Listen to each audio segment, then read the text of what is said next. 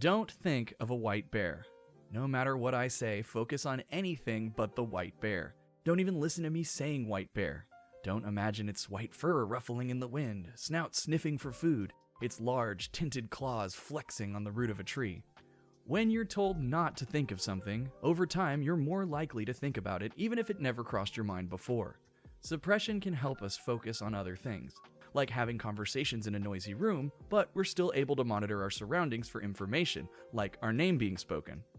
If we have a goal we're striving for, our subconscious can help us monitor for temptations that might get in the way of achieving it.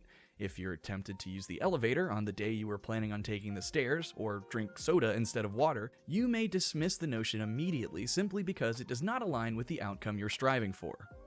That determination is not always backed by motivation, and sometimes you have to fight for it. Imagine every time you complete these smaller goals, you're taking a step forward. And no, that doesn't mean you're taking a step back. You either move towards a goal or you don't. You're not moving further away, and there are no half steps. Don't reduce your victories. Revision is one of the hardest parts of goal setting for many people. People can see revision as a form of failure, that if we can't get it on the first try, then how will we ever make it? But that's not how goals work. It's not logical to assume that every time we decide we're going to do something, it'll just click into place without adaptation. Injuries, work, overall health, time, they all play as factors in long and even short-term goals. If our expectations are high, we're more likely to revise in order to reach a goal, but if we assume we won't make it anyway, we're more likely to never reach it. Easy enough to say, but how do we work efficiently in the revision process? Learning to fly a plane and remembering to walk every day may seem very different in difficulty, but for different people, these may look just as difficult. Beating ourselves up for moments when our actions are affected by factors outside of our control prevents us from following through on our plans. This mindset can decimate the possibility of success.